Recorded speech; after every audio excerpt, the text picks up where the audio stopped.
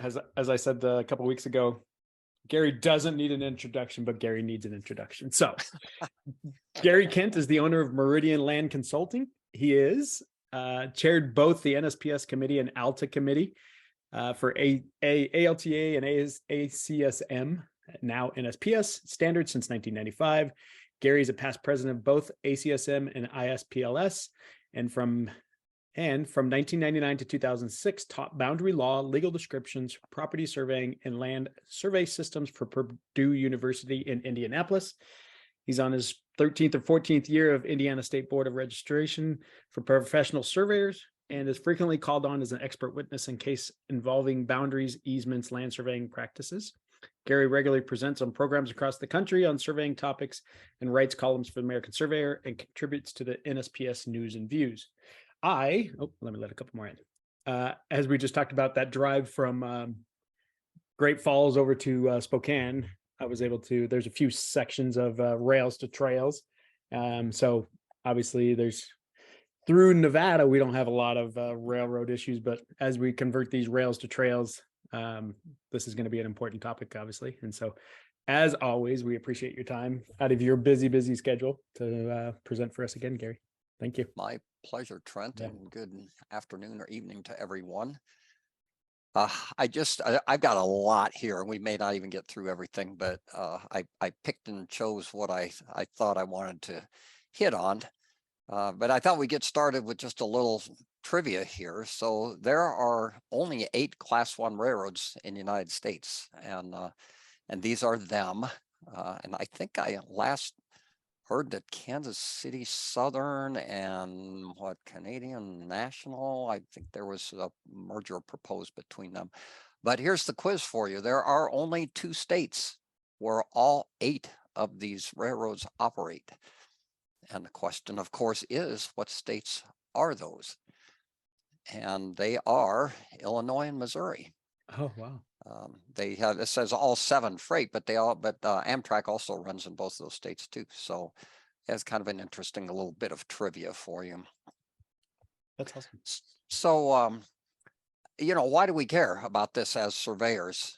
Well, a lot of times we are surveying adjoiners, probably most frequently surveying adjoiners to railroads or former railroad rights of way. And then questions come up about, well, especially if it's abandoned, then if it was any of that right of way belong to the adjoiner, or, how do we figure that out?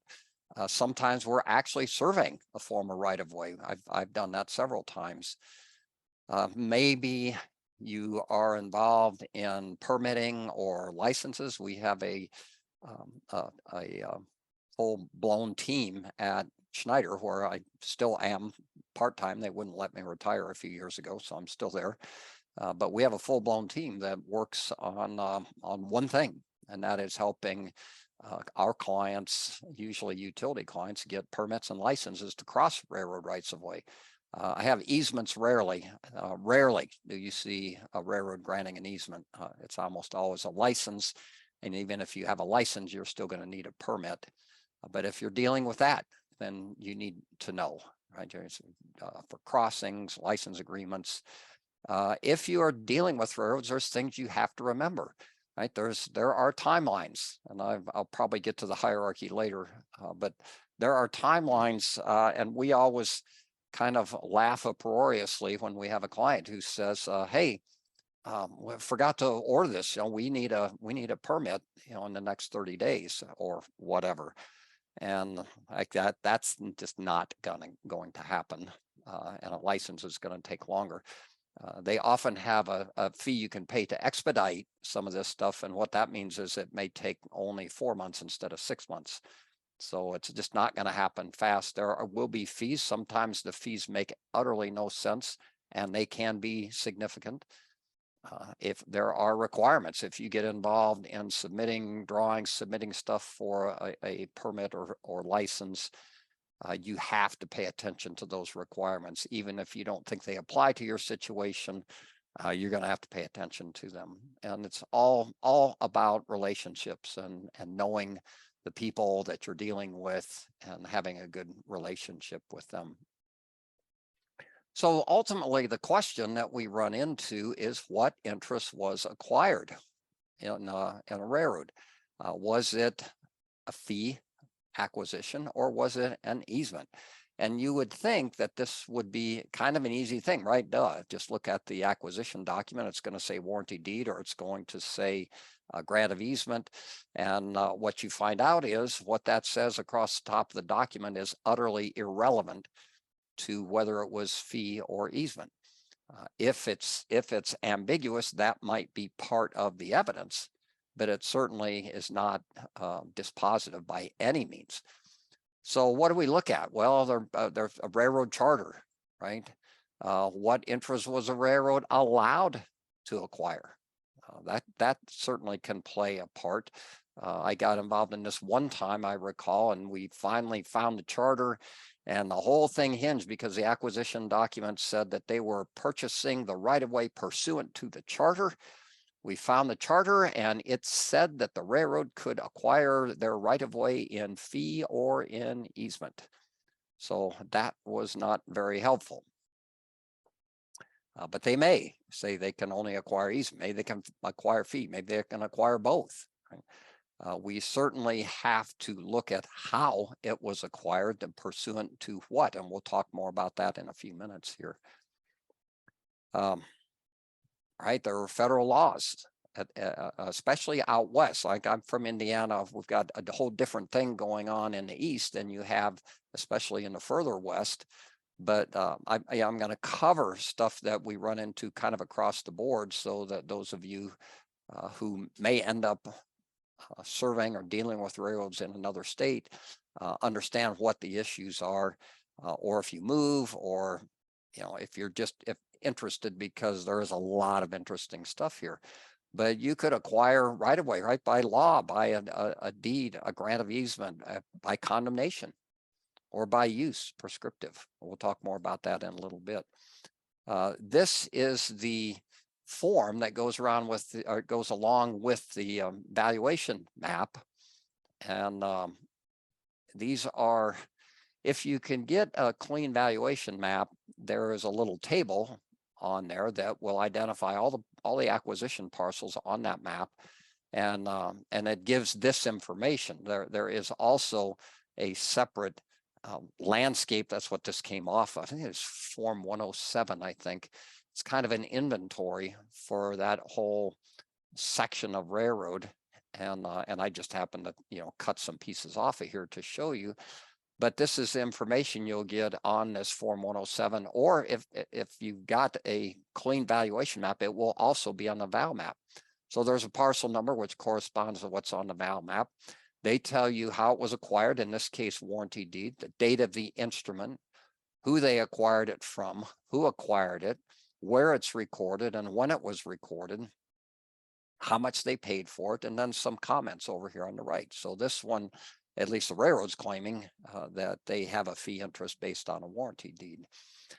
Here's one that shows REL, right? REL, what is that? Release, right? Well, that's the terminology they used, at least in this set of inventory, for an easement, right? Probably a release of easement or something to that effect. But that indicates an easement. And again, there's all the same information: book, page, date of recording, date of the instrument.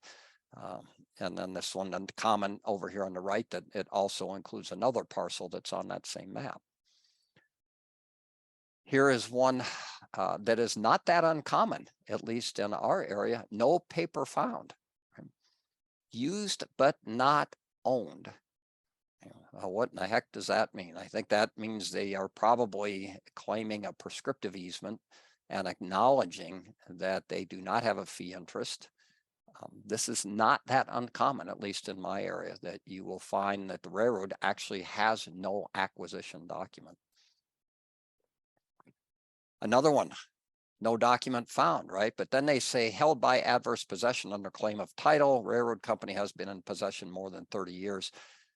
If this is for a mainline right-of-way, or for a right-of-way, at least in my area, they're not claiming that under adverse possession. They might get a prescriptive easement, but they are not going to claim a right of way by adverse possession. It's not going to happen. Another one, no paper title found, held by adverse possession and claimed by a railroad company. In Indiana, I'd say good luck with that, because that's just not going to happen. Here's one down here, APPROP, that's an appropriation. So this was obtained through a condemnation proceeding. It tells who they got it, what railroad took it, and the date. So this is really good information that kind of gets us on the track of trying to track down what it is that they acquired, fee or easement, right? We need to get that original acquisition document. The interest acquired may be clear, or it may not be. I've done a lot of this, so I feel like probably 95% of the time, maybe 90% of the time, I can look at the document and give a pretty good guess as to whether it was an easement or a fee acquisition. Sometimes you can't. Sometimes you cannot figure it out, and we'll talk about why that may be. And I just was commenting a second ago, sometimes the acquisition document may not even exist, right? And so the railroad's claiming a prescriptive easement, or they may try to claim adverse possession. Hey, Gary, where do we get these 107 forms? Where do you get the copies of these? Where are you requesting So from? when we get them through the National Archives in College Park, Maryland, Okay. we may be able to come up with a VAL map. Oftentimes, if you get a VAL map from the railroad, or maybe you can turn it up locally somewhere, a lot of times that table, Trent, is blocked out, right? They've covered up the table of acquisition. So so we will go to the archives, and you actually, not literally, but you have to hire a contractor at the National Archives to do this sort of research. We hire one, their name is McCaffrey, MCAFFERY. They know the railroad stuff really well. We've used them a lot. If you have to have that information, and what they do is they'll find a VAL map for us, which if we've got a good lead on it, it's not too difficult. It's difficult to go to them and say, hey, it's the railroad that runs northeast out of Reno, right? That's kind of like going to the recorder's office and giving them an address and tell them you want the deed, right? Which of course with GIS is a little different. Before you had GIS, go to the recorder's office and say, I need a deed for 1222 Jackson Boulevard. And they're going to look at you and say, yeah, that ain't going to happen. Right? So you contract with somebody, and I recommend McCaffrey. They will find a VAL map, and when they send a VAL map, they will also send that Form 107 that goes along with that section of track. So it's not cheap. Probably the least we've ever paid is about $500, maybe more. But if you got to have it, you got to have it. I've paid as much. I paid over $2,000 when we were kind of a needle in a haystack trying to figure out what section of track we were on. We didn't have a VAL map. We were giving them information. They'd come back, say, "Is this it?" No, that's not it. And 2 or 3 tries, they finally got it. But that wasn't their fault. That's the way they're indexed. Just is not the way that we'd like to think they're indexed. But it's worth talking. What is an easement, right? Well, this is the simplest definition there is: a limited non-possessory interest in the land of another, right? It's an interest in real property, but it's non-possessory. It's not a fee interest. It's limited to some use or uses, and it's in someone else's land, right? With very, very few exceptions, extremely few exceptions, you cannot have an easement over your own property. And we're not here to spend time talking about that, but just take that as pretty much on faith, I suppose. This is a quote out of Black's: an interest in land owned by another person consisting in the right to use or control the land or an area above or below it for a specific limited purpose. Right? So pretty much says the same thing, just a little bit different. The term right-of-way is one that we also need to talk about, because that's the term we use all the time, especially when we're talking about railroads, right? The railroad right-of-way. Well, the term originally and yet today means a grant of easement. In fact, what it is an easement for passage. That's what a right of way is. If you actually think of the term a right of way, right? It's an easement for passage. That's what a right of way is. Unfortunately, or I suppose not unfortunately, but we also use the term right of way to talk about the land that's involved, right? We may talk about the right of way of I-80 going through Reno, and there's probably a halfway decent chance that that's fee owned. It probably is fee owned by the railroad, and yet we still talk about the right of way, right? So when we talk about the right of way in that case, we're not talking about the we're talking about the strip of land, not the rights to that strip of land. So we may be talking about a right of way, and yet it may be owned in fee. So that's just something to remember. Steve says, I've tried to get records from Union Pacific, Omaha North, several occasions, totally unsuccessful. Yeah, so you might try, Steve, National Archives in College Park, Maryland. And looks like Trent maybe found them on there. Yeah, I found a link to the val map, meaning railroad valuation maps. Yeah. For those. And so I was kind of searching. We were trying to find McCaffrey to be able to hire them. So I was looking for something for them. But yeah, you should be able to find McCaffrey and Associates. Okay. Before Southern Pacific got taken over by the Union Pacific, we had an office in Sparks, Nevada here. You could go down to that office and get all the information you wanted. The gentleman that ran that office was very, very friendly and willing to share. You could get maps for the right of way. You could get all kinds of documentation. And if he didn't have it, he could tell you where to get it. Then when Union Pacific took it over, those records all went to San Francisco. And guess what? Now they've moved them to Omaha. And I used to have the name of a guy in Omaha that would be pretty helpful, but he's long since retired, and no one else there seems really interested in helping at all. Yeah, and that's that's part of the hierarchy that I was talking about earlier. So there's this hierarchy in the world, right? So we have common citizens like us, and then you got local government, and you got state government, you've got federal government, and then you have God, and then you have railroads. Right? and they know it, and so they'll be as helpful as anybody wants them to be, I guess, or as they want to be, or unhelpful as the case may be. There was a time when railroads would not give val maps out. At least the one I was dealing with at the time would not provide a val map. So we're surveying next to your right of way, right? One of the problems in trying to find acquisition documents is, number one, you don't necessarily know when it was.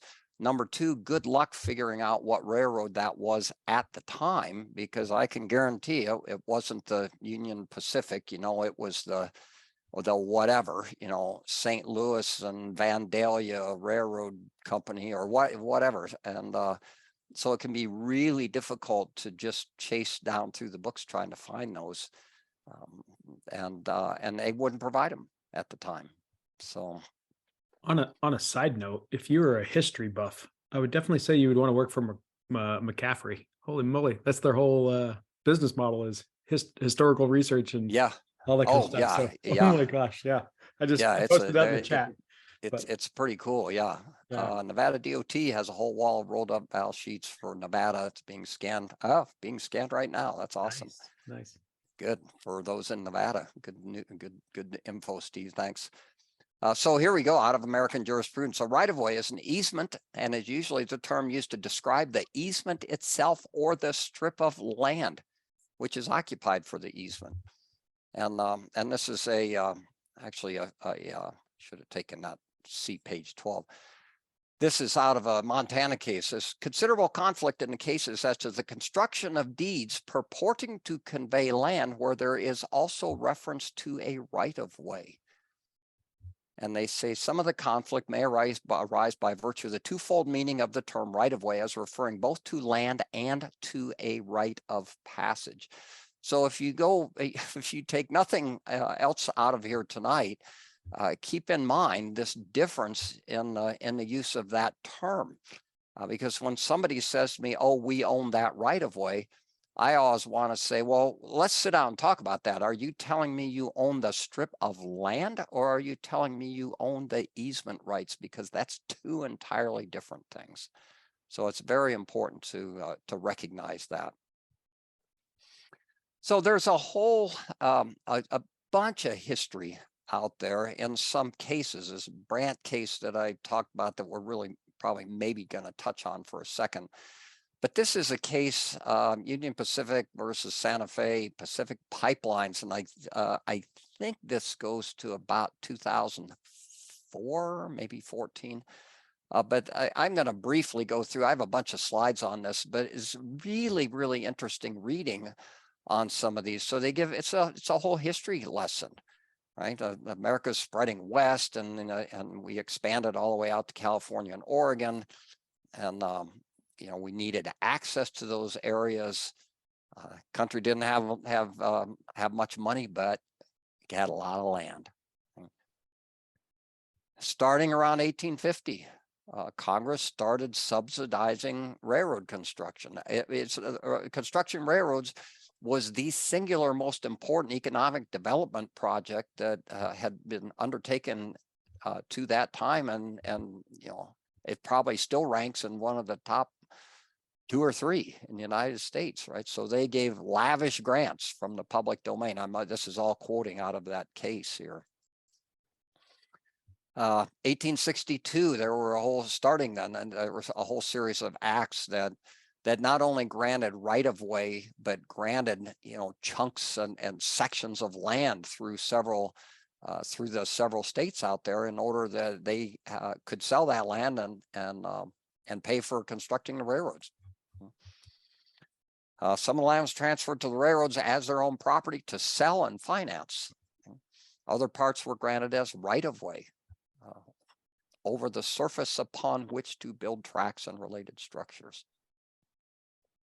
Early grants were lavish, right? After all, vast expanse of lands owned by the government was given to private companies, but they did have some strings. If a railroad ceased to use the land for railroad purposes, it would revert to the government. This was not consistent through all of those acts, but there were some that said that. Government is also concerned about losing the wealth beneath the surface, right? And so there would be exceptions for the mineral lands or the mineral rights. Usually the timber rights were given to the railroad because then they can make ties, I suppose.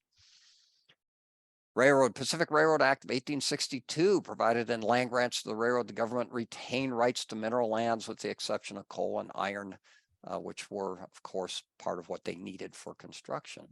1866, in all cases, lands valuable for minerals shall be reserved from the sale except as otherwise expressly directed by law. 1862, Lincoln signed the Homestead Act. Obviously, we know granted huge amounts of land to settlers, owned and developed the land, and with the help of the railroads, right? And certainly out here, we've got a lot of small towns that got built with the hope that they would entice the railroad to run through their town. And you can tell the ones that were successful doing that versus the ones that weren't. And of course, nowadays, some of those that were successful aren't, you know, the railroad's gone by now. By then, the Civil War had ended. Public sentiment soon turned, and the mood of uncritical enthusiasm toward railroad enterprises began to veer away. And people started thinking, and certainly in Congress, this was just a huge giveaway, right, to the railroads and the railroad barons who seemingly probably didn't need a whole lot of free giveaways. They had plenty of money themselves. By the 1870s, legislators across the spectrum embraced the policy of reserving public lands for settlers rather than granting them to the railroads. And so we're kind of going through this whole history of what was transpiring. And then we had a General Right-of-Way Act of 1875, made it clear it was providing the railroads with easements only. Prior to that, some of them were getting fee. Right? They were given no fee interest. Rather, title remained in the federal government, right? Because this was when they were granting, before the land had been patented. Need for rail service diminished with more cars and trucks. Railroads sold, abandoned, discontinued tracks as their need for rights of way granted by Congress diminished.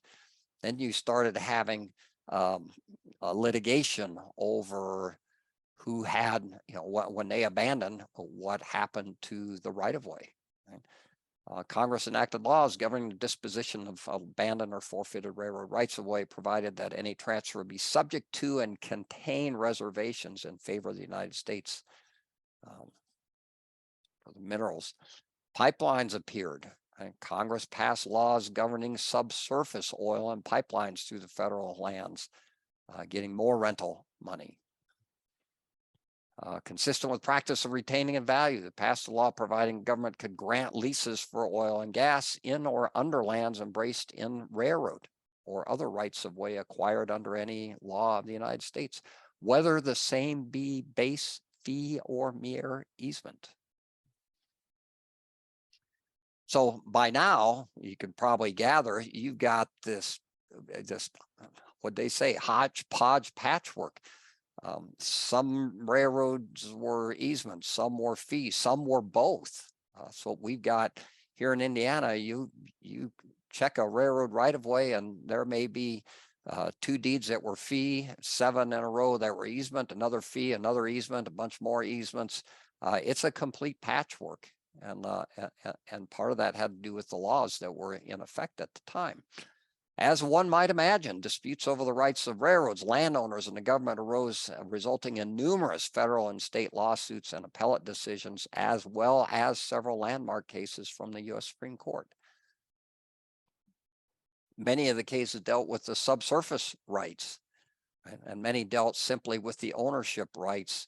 Railroads not being used anymore. All right, who owns that right of way, that strip of land, right? Here, in this particular case, pipelines run through the physical land beneath the railroad's rights of way, but the property of the railroad refers to rights, privileges, and powers and immunities that the railroad has in the land through which its rights of way run.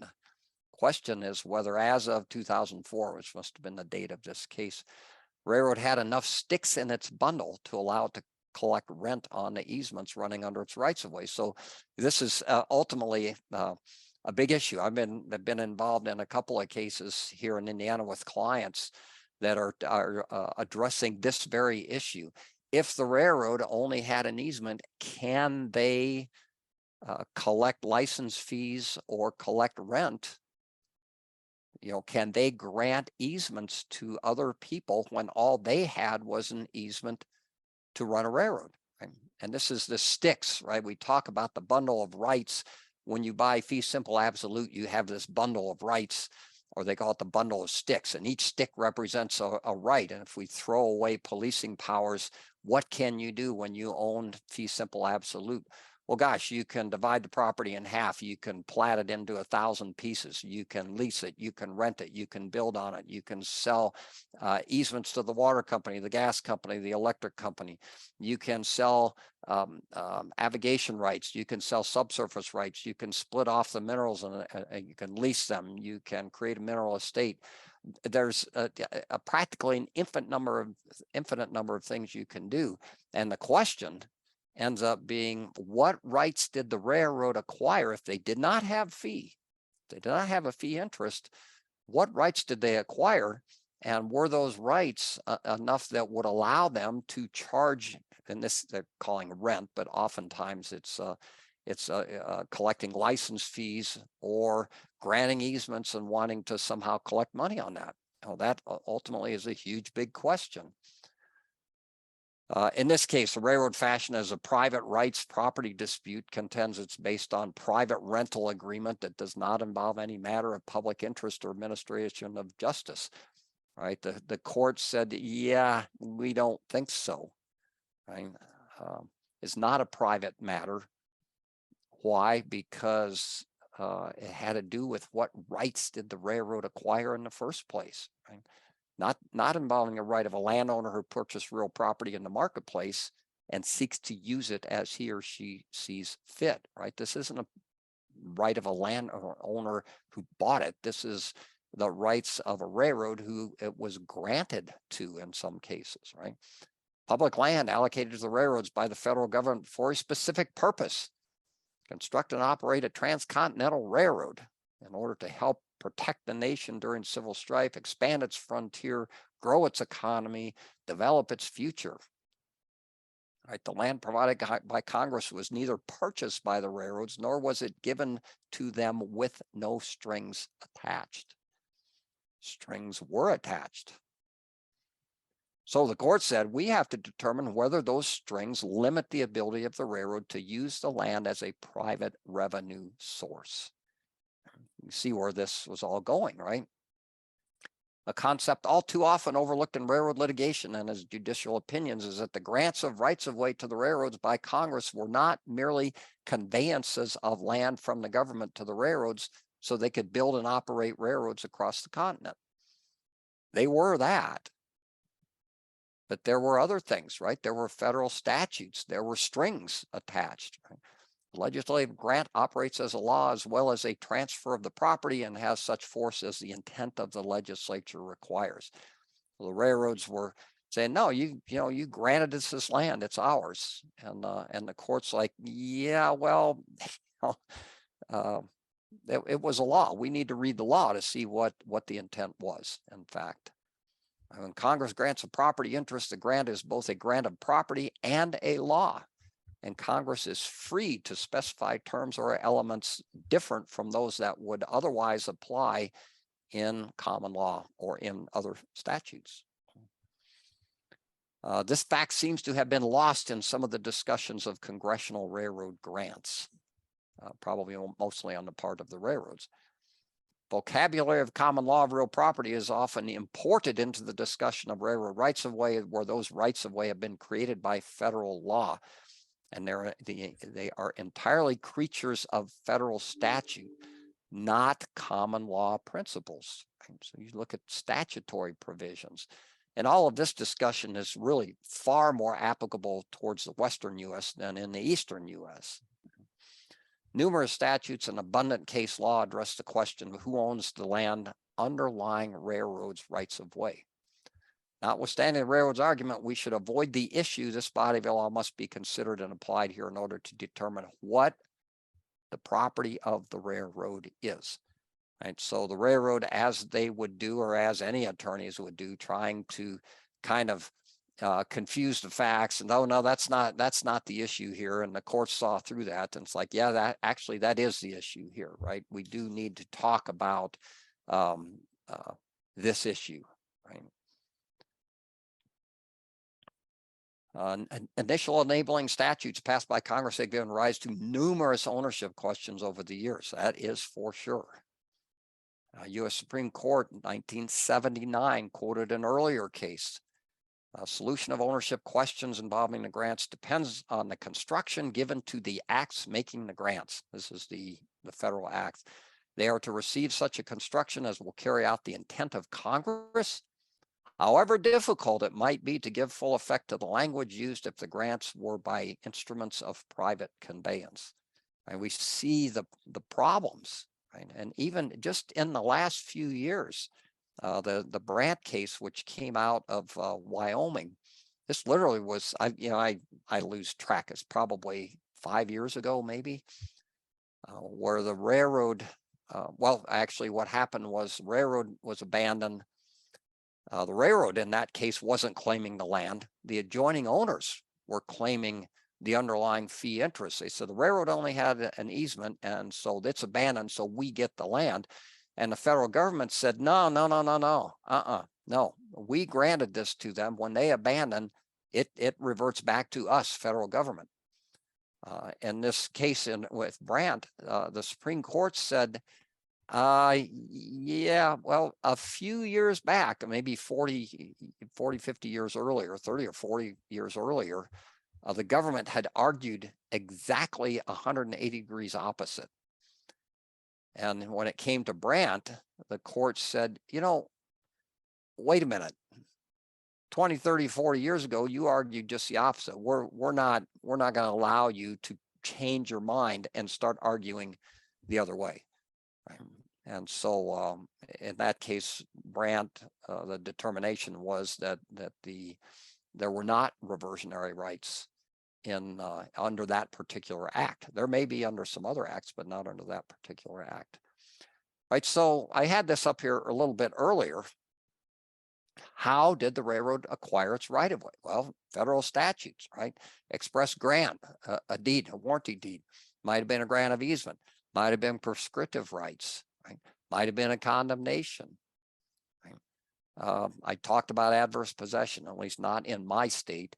I suppose maybe they could have claimed adverse possession for a station site, but I don't believe they could do that successfully for a right of way. But obviously, at least 5 different ways that that they could have acquired the right of way. So how can it be so difficult? Right? How can it be so difficult? I was involved in kind of a landmark case here in Indiana, Clark versus CSX. It was in the year 2000, went to the Indiana Supreme Court. And the question was, it was a trail, the Monon Railroad being converted into rails to trails. And the adjoiners were claiming that it was only an easement and the state needed to buy because a railroad only had an easement to operate a railroad, and this isn't a railroad. And before I got involved in that case, I couldn't understand why is this so hard, right? Get the acquisition document, look at it. Well, what you find is the acquisition documents have all kinds of conflicting stuff in there, right? So we look for the phrase right of way, that if it's conveying a right of way, then that's a check mark in the column that it was an easement. On the other hand, it might say for purposes of right of way. Well, that could be a check mark under easement, but some of the courts have said, no, they're just saying what they were going to do with it. And it was a fee conveyance, but they were going to use it as a right of way. So all of a sudden, you can see how complex this can get. You look for the phrase strip of land. That is a check mark in the fee column. We see the phrase for railroad purposes. That's the check mark in an easement. Grant, bargain, sell, remise, release, alien, and confirm. That's a check mark in the fee column. Forever. That's a check mark in the fee column. Over, across, and through. That's a check mark in the fee column. If it conveys a right to do something, that's a check mark under the easement column. And what you find, discouragingly enough, is I have literally seen every one of these phrases in a single conveyance, which becomes now problematic because we've got conflicting, conflicting use of words in a conveyance. And I never could quite understand this. Even back then, people knew how to write a deed that was clearly conveying a fee interest. And they also knew how to write an easement. So why in the world did they almost go out of their way to use conflicting language? And the answer to that, I don't know. I have my theory, which is that they could point to right of way and tell the grantor they were only buying an easement, and yet they put these other words in there so that later on they could claim they were buying fee. There's nothing else makes any sense to me, but that's where I would fall on that issue. There are other conditions that we think about when we're looking at this stuff. How much did they pay? Right? I've seen this crop up in cases. It usually hasn't been an issue because oftentimes one side will say, well, we paid X amount of money, but they're not providing any documentation as to how did that compare with, with somebody buying fee for that much land versus easement. So I've seen that be an argument, but not successfully. There is a couple things here. One is that the law wants them to be fee conveyances, right? And so if you are claiming it's an easement, you're going to need to show pretty much that it's an easement, although that's even a little bit misleading. I'll come back to that, but what's in the caption is not the end all, right? It's something, if it's ambiguous, they'll look at what's the caption say, but really you have to look at the entire document. When I sit down, I print one out. I take a red highlighter or a pink highlighter and a yellow highlighter, and I'll highlight the phrases that indicate easement. I'll highlight the phrases that indicate fee, and try to determine. So here, this is an Indiana case, but this is, I think I've seen this in other states. It's an important point here. So the courts have said, if it's ambiguous, if it is truly ambiguous, we're going to hold that against the railroad because they're the ones who drafted the document, right? And if they were responsible for drafting the document and they made it ambiguous, then we're only going to give them an easement. So what happens in these cases that, and Indiana has been a hotbed of cases. We have had a lot of litigation on railroads in Indiana. And what happens is the litigants, usually the plaintiff, does not have to prove that the railroad only acquired an easement. They only have to prove that it's ambiguous. Because if they can prove it's ambiguous, that will be held against the railroad, and that will be construed to have only been an easement. So let's look at some examples here, right? This is a Clark case. I was an expert in. The mere presence of the term right-of-way does not in and of itself indicate an intent to convey an easement. Right? And here we are, right? Company for purpose of constructing a railroad and other purposes conveying the right-of-way. Right? So I'm just highlighting the stuff you see. When a conveyance identifies a purpose, an easement is generally implied, right? For the purpose of right-of-way for said company's road. And by the way, in this particular case, the fact that that said road versus railroad ended up being a significant point. But this one most likely only conveyed an easement because it's for the purpose of right-of-way. But I would have to read the whole document in order to give you a definitive opinion. Subclass. So in the Clark case, there were subclasses. The trial court failed to consider the deed in its entirety, that the mere presence of the term right-of-way created an ambiguity. And the court said, no. If we go with that, then all we do is look at a document to see if those three words appear, and it's automatically an easement. And that would eliminate the rules of deed construction, right? We need to look at the four corners of the document, look at everything in there.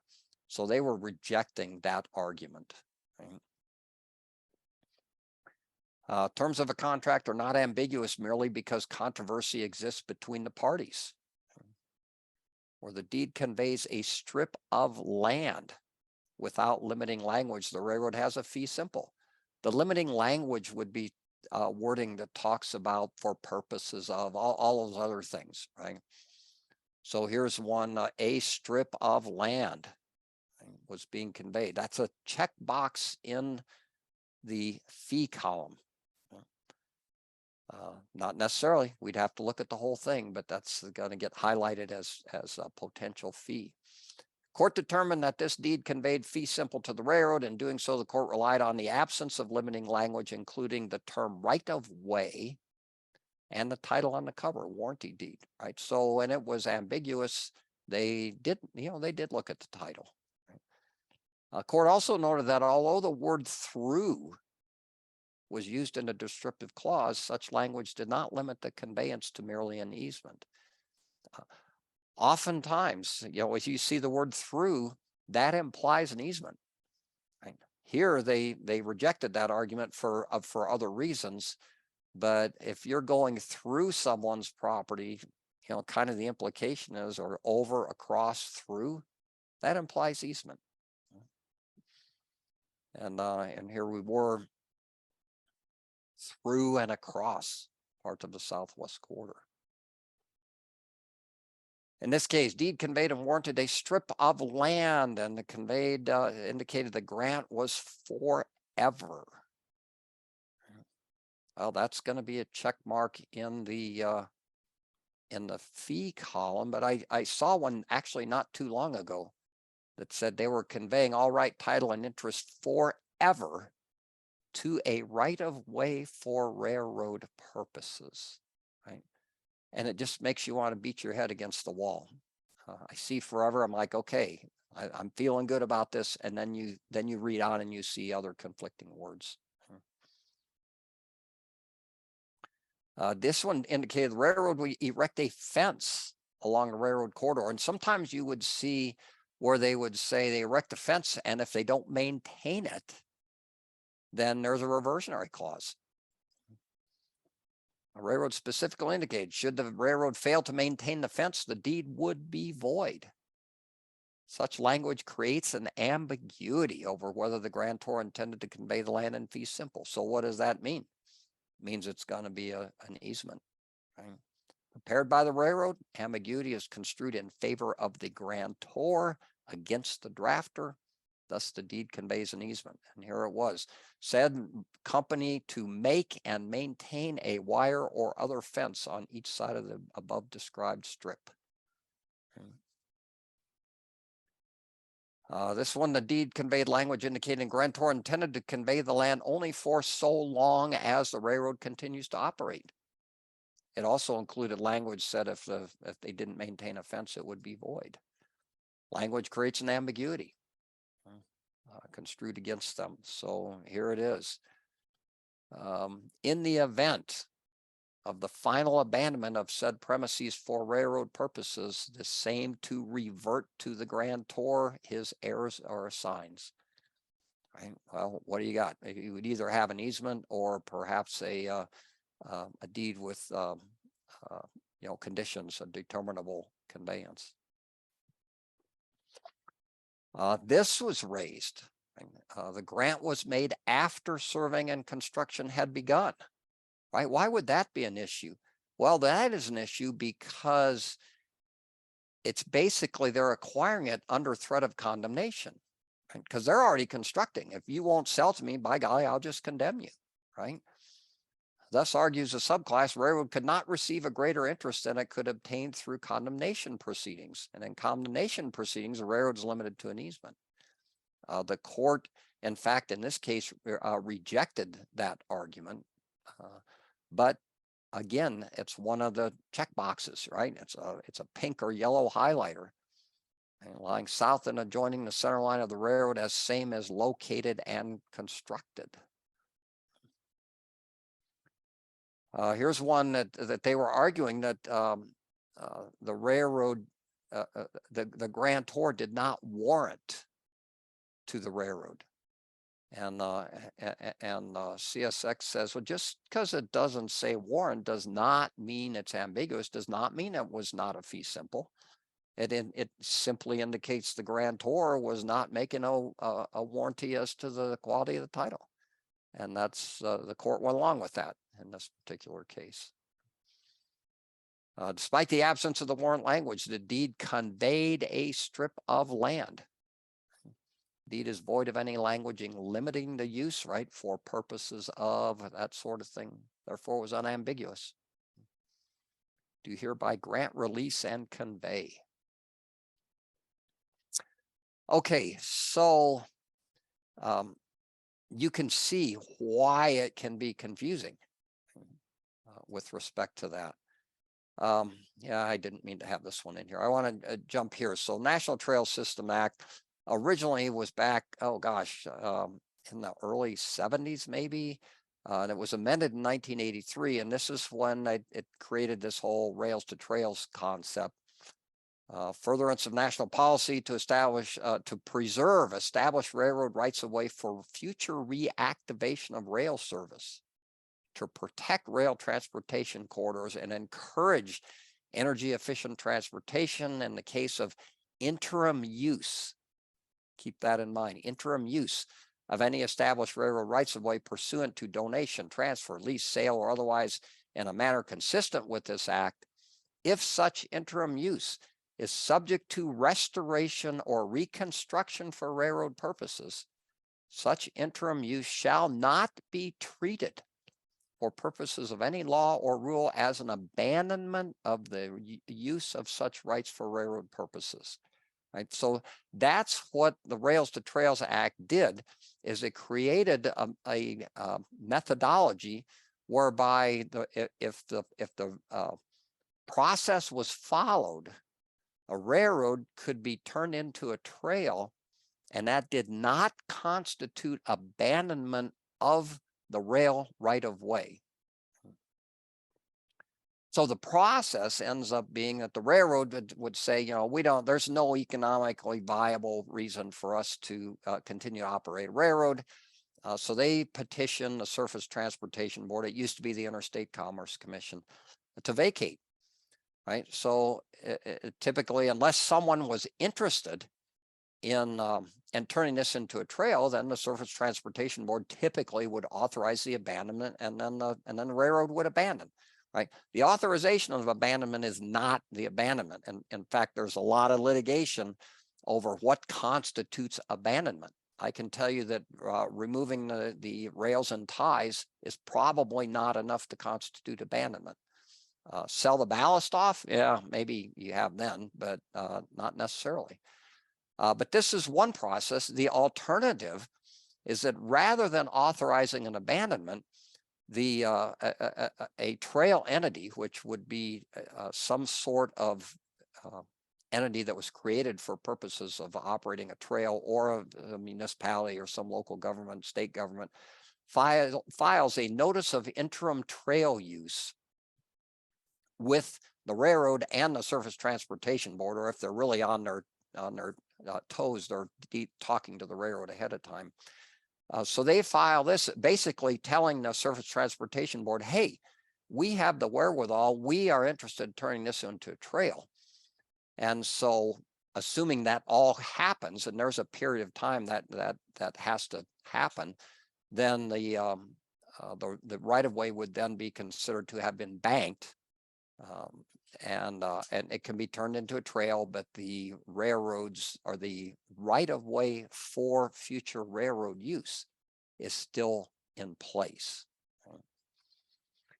Now, there was a landmark case that tested the constitutionality of this act, right? And it was Presault. I think this was in Vermont. It's a 1990 case.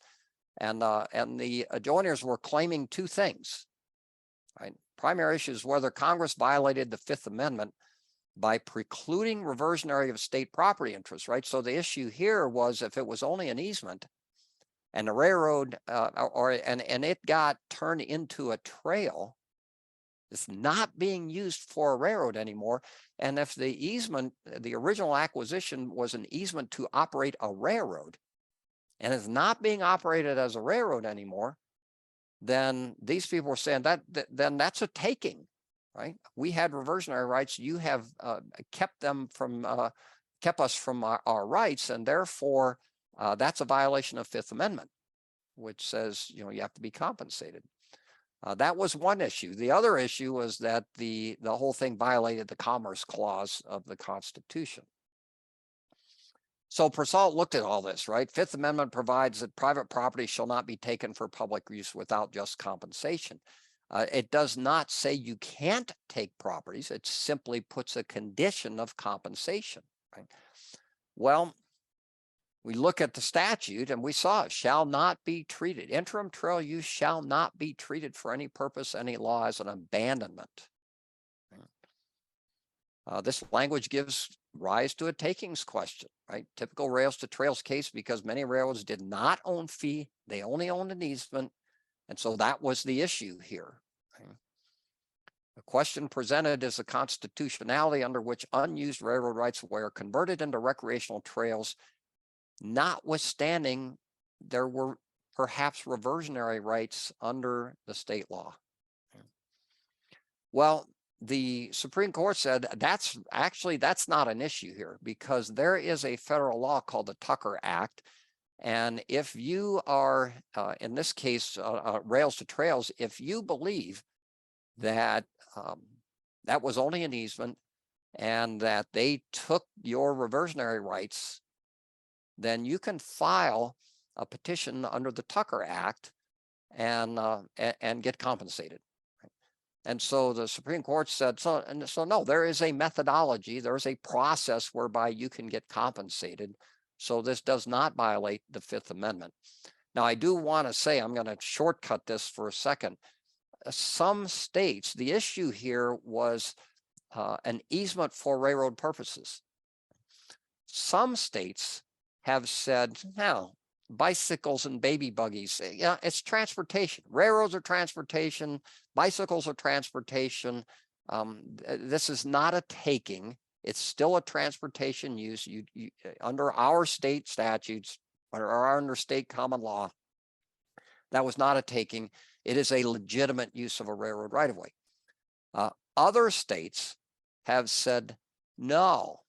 And the states that have taken that have said, you know, it's less of a burden anyway. Bicycles is less of a burden than a railroad anyway. So it's not a taking. Other states have said it isn't a question of the burden. The easement was for railroad purposes. And a trail is not a railroad. Therefore, it is a taking, in which case the adjoiners can file under the Tucker Act for reimbursement for what would have been their reversionary rights. So I don't know how many states fall in which direction. I know that in Indiana, and I think maybe Illinois and Iowa, I think all take the attitude that this is a taking. I think in Michigan, maybe, I don't think they do. They don't say it's a taking. So, you know, it just depends on the state. Regarding the question of the question of violation of the Commerce Clause, authorizes Congress to regulate commerce with foreign nations amongst the several states. Congress intended to preserve, establish, remember this wording from the statute, preserve, establish railroad rights of way for future reactivation of rail service, protect rail transportation corridors, encourage energy efficient.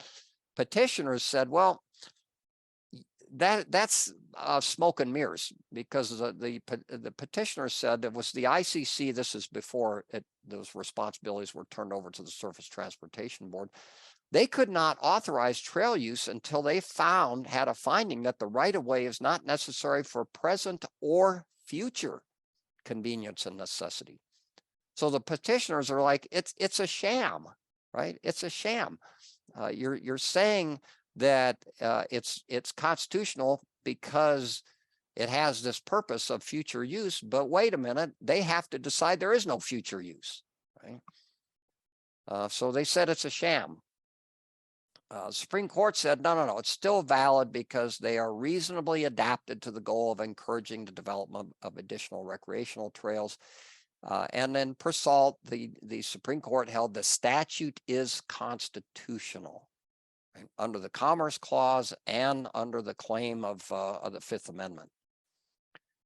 They did make some interesting comments under the timing issue, right? The concept of attempting to establish trail only after the formal abandonment of a railroad right-of-way is self-defeating, right? Because if it was an easement created for railroad purposes, they have to transfer that into a trail entity before they have actually formally abandoned. And formally abandoned is kind of a bad term, because abandonment, except in Indiana, actually is the only state I'm aware of. There may be other states, but Indiana has a statute that defines what constitutes abandonment of a railroad. In most states, I think that's a common law thing, right? It's a set of facts, and the court's going to decide, did they abandon yet or didn't they? But the point is, if it's been abandoned, it's too late for the railroad to transfer their rights, because once they've abandoned, their rights are gone. It's no longer being used as a railroad. The rights are gone. So the timing on the notice of interim trail use and the transfer of the property becomes very, very important. We have just 2 miles from where I live, this going on where they converted, there was a notice of interim trail use, nickel plate railroads being converted into a trail. The railroad was very careful. They left the crossing arms and the rails in the crossing streets, right?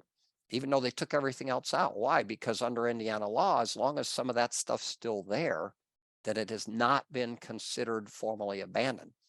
So they didn't remove some of that stuff until they had made sure it had been transferred into the trail entity, right? Because otherwise there's nothing left for trail use, right? The easement's gone. Presault confirmed a railroad which wishes to cease operations on a particular route rather than abandoning its right-of-way may negotiate with a governmental entity or a private group that's created for that purpose to assume financial and managerial responsibility for the right-of-way during its interim use. And there's that term interim use, right? Because the whole idea is premised on, and we saw this in the statute, on an interim use as a trail.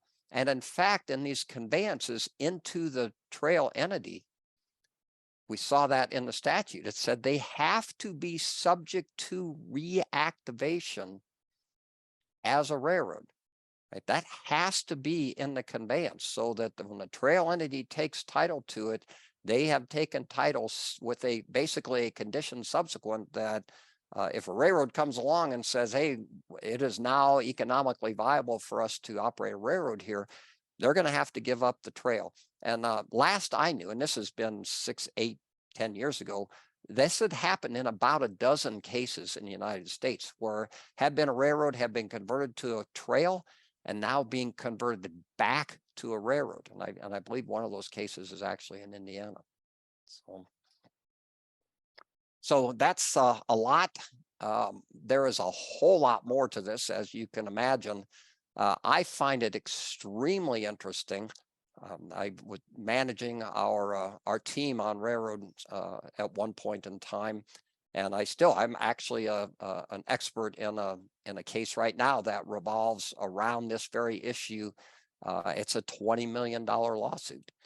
So there's a lot of stuff that goes into it, and a lot of stuff at stake in making these determinations and making the arguments. So, Brent? Yeah, no, that was great. What is this normally 4 or an 8-hour session for you? It's normally 4, I think. Okay. I may have done it in 8, but I think it's normally 4. Yeah. That's cool. Ron had threw in the chat a picture of Union Pacific Railroad's map librarian contact information. So oh, nice. Yeah, if somebody wants to grab that. Glenn ended up having to leave a little while ago, but he was asking for some court citations. So I don't know if maybe you can send me a link. Yeah, I sure can. Yeah.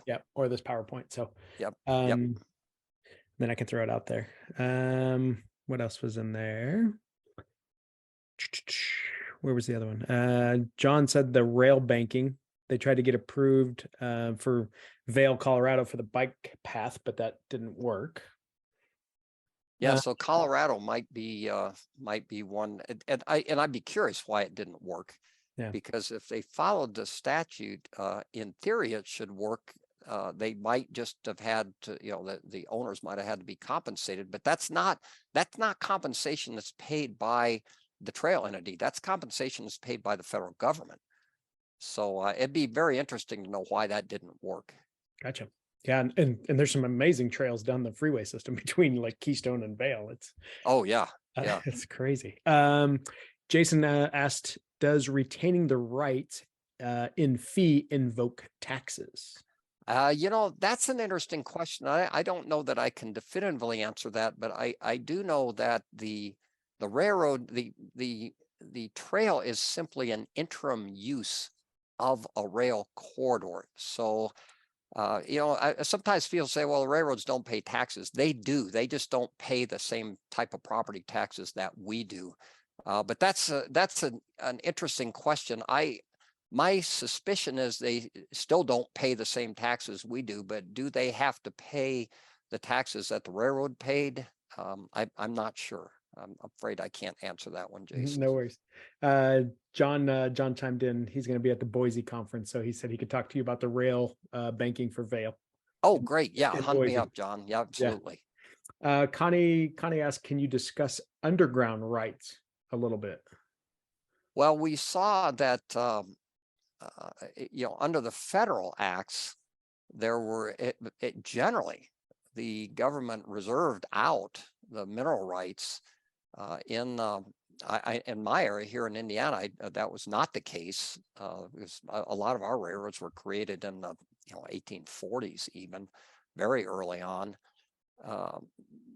And so the railroad, if they acquired in fee, still had those underlying rights. If they acquired an easement, then presumably the servient owner who granted the easement would still have those underlying rights. In fact, a lot of times in my area, you would see reference to that. You would see that the owner was retaining all rights other than timber, which was very common. They would grant the railroad the timber rights over that strip, but nothing else. So that's probably a very fact-specific situation.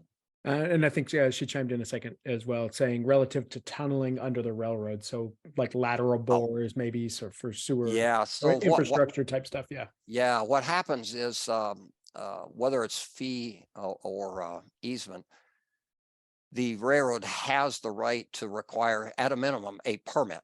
Right? And permitting fees, and you have to file all the appropriate documents and plans and everything else. If they own it in fee, then they can also charge a license fee, which sometimes is substantial. We were involved in one where the railroad wanted a license fee of about $250,000.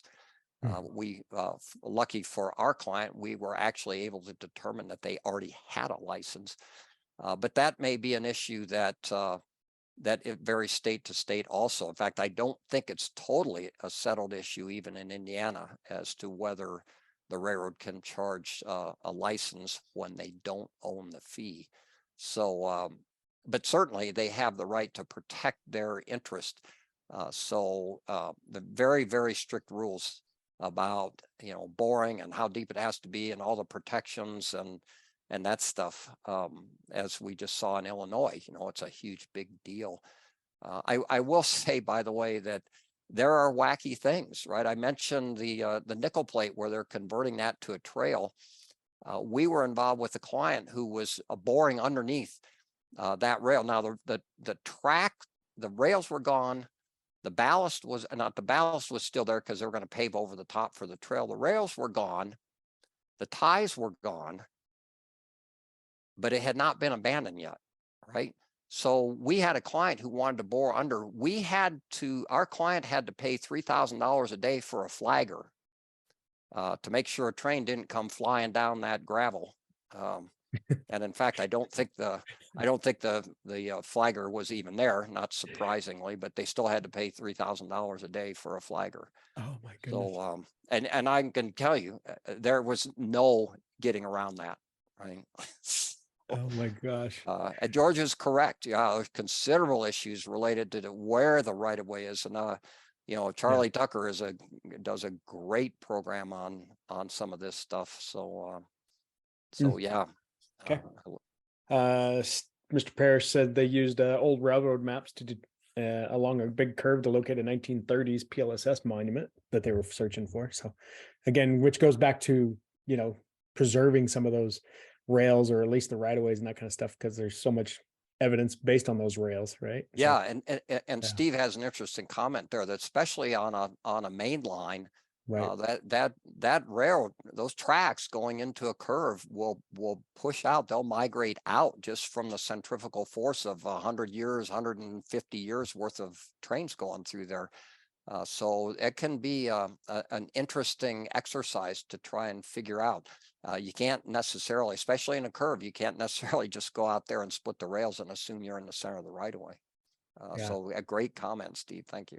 Yeah. And then Jason was asking, can they collect fees for municipal water entities that pass underneath for local population type stuff? So, Well, that probably depends on if they own a fee. If they own it in fee, I suppose they could, although that may be a function of state law even. And if they own it in easement, you know, I don't know that it matters if it's municipal or not. But that's, you know, that's the stuff we see litigated, at least out here, stuff like that. I think we caught up on everything else on the chat. Anybody else got some other questions? You can unmute yourself and ask Gary if you want, but always informative. During this particular conference season, are you doing any railroad talks? I don't believe so. I have done them. Shoot, I've done them out west even, but I don't think I've got any on my schedule this time around. I threw a link in the chat, which was your New Jersey from 2020. But you definitely revised that one to be more New Jersey and Pennsylvania type. So I was kind of following along on your slides there, but Yeah, very New Jersey puts, I need to talk with them because they put it out there available. So I get calls 2 or 3 times a year from somebody in New Jersey who has some issue on an easement, and I refer them to my New Jersey friends, one of them whom I just talked to today. Nice. And he's usually happy because he gets work out of it. Yeah, absolutely. That's what it's about. It's always about networking. That's awesome. Anything else? Anybody else want to chime in? Great stuff as always. That the historical ones for the archives, that's pretty cool. I did share that for those in the chat. That's great. Yeah, and I can send this PowerPoint, and I'll try and remember to. There were a couple of actually I have a whole series of citations for cases, most of them Indiana, but certainly not all of them. Sure. The Brandt case out of Wyoming is a big one, and then the CSX, there's a number of them that are kind of landmark in Indiana, so I'll send those along too. And yeah, thank you. Thank tons you of all. accolade. Connie, Steve, Joe Sue, yeah, everybody's Natalie, you're all very welcome. Ronald. Awesome. Where are you later this week or next week? What's your next? I am going to New Jersey on Wednesday. Speaking of New Jersey, next week I'll be in where I'll be in Maryland.